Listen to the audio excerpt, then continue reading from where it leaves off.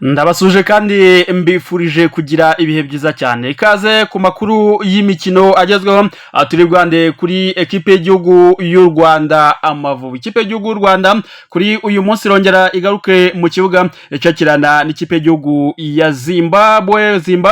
Ese Adera Murushi imbere y'umukino yatangaje iki? Ese 11 ashobora kuza kwifashishira kuri uyu mukino bo ni abahe? Andi mahirwe ku ekipe y'igihugu y'u Rwanda Amavubi, kapiteni w'ikipe ya Zimbabwe ntabwo aza gukina uyu mukino kandi n'umwe mu bakomeye cyane. Ikindi kandi nuko rutezamo ikipe y'igihugu y'u Rwanda Amavubi nawe ataza kuba agaragaraho ni inshuti Innocent. Tubaze kuganira byinshi ku Mavubi ndetse na 11 bashobora kuza kubanzamo kuri uyu mukino. Imyitozo ya nimugoroba icyo yasize nacyo uraza kuba ucyumva. Wewe icyo usabwa hano ni ukudutega amatwi ukamenya byinshi bigezweho ku ikipe y'igihugu y'u Rwanda Amavubi, tukaganira ndetse tugasesengura n'itsinda rya gatatu ikipe y'u Rwanda irimo. Ese amahirwe yo kuba babona tike y'igikombe cy'isi bimeze bite? Dore ko amakipe amwe n'amwe yatangiye kuba akatisha iyi tike muri rusange azajyana mu gikombe cy'isi kizaba mu mwaka utaha w'imikino.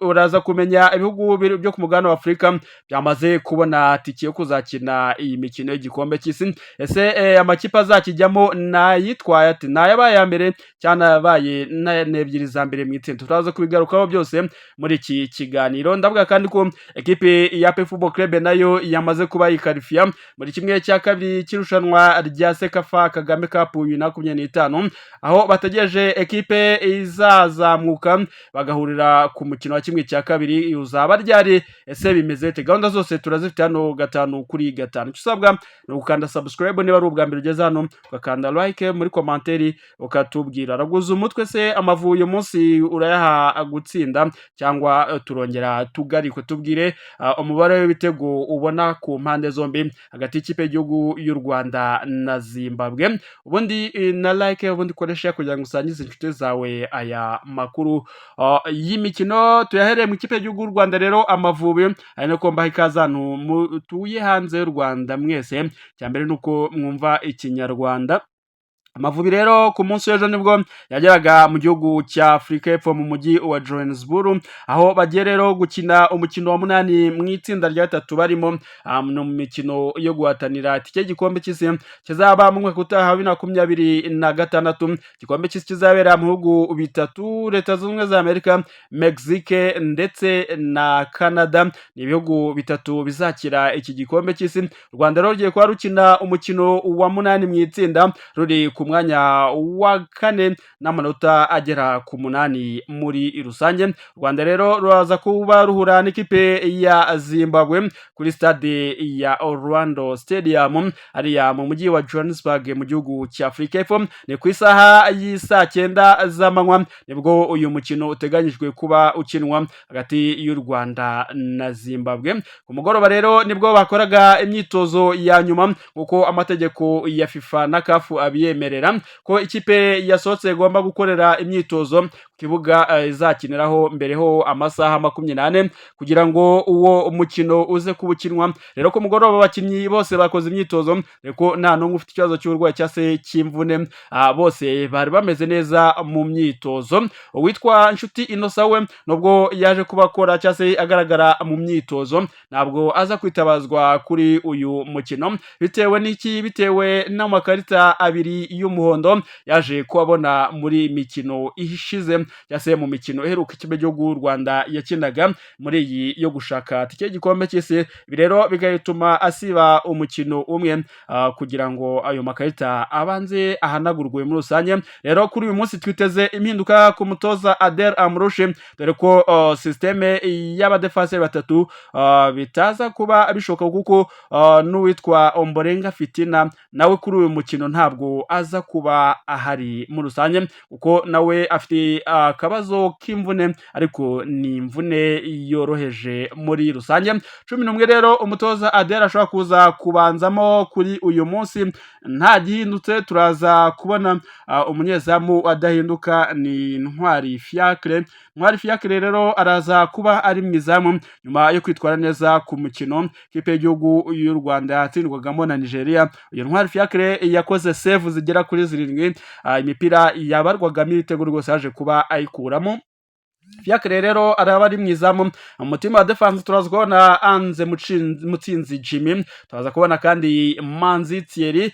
Ku ruhande rw'uburyo twakwita nko kuri kabiri turaza kubona Fanuel Kavita Mabaya, mu gihe kuri gatatu turabona kapiteni wa PF Football Club Niyomugabo Claude. Hagati mu kibuga turaza kubona Mugisha Boneri, Bizimana Jadi kapiteni Jidro ndetse na Muhire Kevin, mu gihe batatu baza kuba bashaka ibitego ni George Yakwizera uza kubaca ku ruhande rw'iryo kuri 7, Gilbert Mugisha Barafinda ku ruhande rw'ibumoso kuri 11, mu gihe nimero 9 kuri uyu mukino ntagendutse araza kuba ari Biramahire Abedi Christophe, akaza kuba ashaka ibitego by'ikipe y'igihugu y'u Rwanda Amavubi.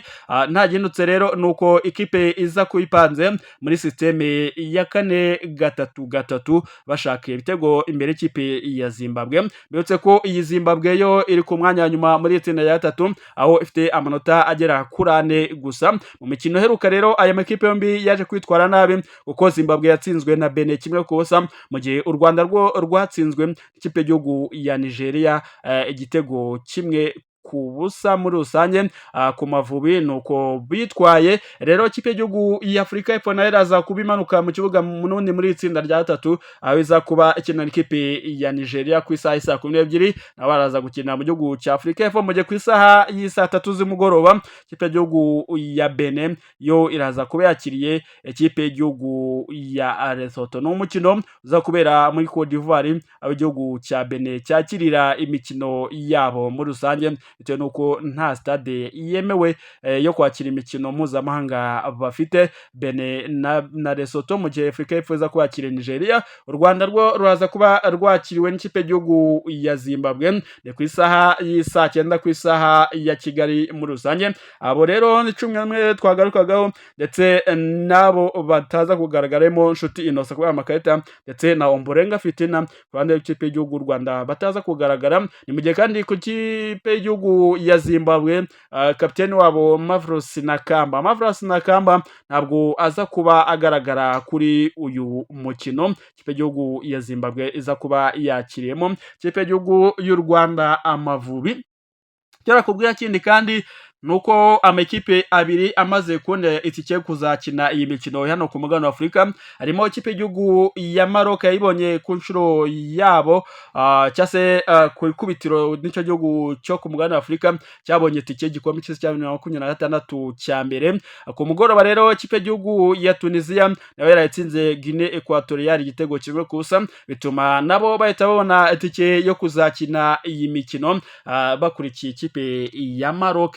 Rero mbibutse ko ibihugu 9 ari byo bizahagararira umugabane wa Afrika mu mikino y'igikombe cy'isi kizaba mu mwaka utaha. Mbibutse ko amakipe azaba aya mbere mu matsinda yose, ayo makipe ariyo azahita abona tike ntasubirwa cyangwa se tike ntakuka yo kuzakina iyi mikino, mu gihe bazareba ibindi bihugu 4 byabaye ibya kabiri bakaza bakina playoffs cyangwa se bashaka ibihugu 2 byongera kuri ibyo bindi 7 bizaba byamaze kuba bikatisha itike yo gukina iyi mikino y'igikombe cy'isi kizaba mu mwaka utaha. U Rwanda rurashaka ko rwabona umwanya wa kabiri narwo rukazakina izo playoffs. Byose birava ku mukino uyu munsi kuko u Rwanda ruramutse rwitwaye neza Afrika y'Epfo igatsinda Nigeria, ubwo Benin nayo ikaba yatsinzwe na Lesotho, Amavubi yazamuka yenda akiyongerera amahirwe dore ko basigaje imikino 2 kugira ngo basoze no mikino y'amatsinda mu gushaka tike y'igikombe cy'isi kizaba mu mwaka utaha. Mbetse ko tombora y'iyi mikino y'igikombe cy'isi cyaso amakipe namara kubona tike gutombora amatsinda bazaba barimo bizaba mu kwezi kwa 12 k'uyu mwaka wa 2025 muri rusange. nibyo rero kuri ekipe y'igihugu y'u Rwanda Amavubi tunabifurize amahirwe masa baze kuhanyurana umucyo bitware neza baduheshe ishema nk'abanyarwanda nubwo tutajya mu gikombe cy'isi ariko ntidukwiye kuba insina ngufi ku buryo twatakaza ahangaha kuri izi ekipe nazo ziri mu byiciro byacu tusa nkaho twanganya urwego cyangwa se n'ubushobozi watsindwa na Nigeria watsindwa na Afurika y'Epfo watsindwa na Maroc watsindwa na Cote d'Ivoire ariko gutsindwa na Zimbabwe na Lesotho byo nta kandi kamaramaza ni ibintu bidakwiye ku ikipe y'igihugu y'u Rwanda tugiye muri ekipe ya APR Football Club rero nabo ku munsi w'ejo banganya n'ikipe ya KMC igitego kimwe kuri kimwe byatumye rero bakatisha tike y'imikino ya kimwe cya kabiri ni imikino izaba ku munsi wo kuwa gatanu nibwo izatangira APR Football Club rero maginga ntabwo iramenya ekipe bazahura muri kimwe cya kabiri dore ko bategereje ekipe zizakomeza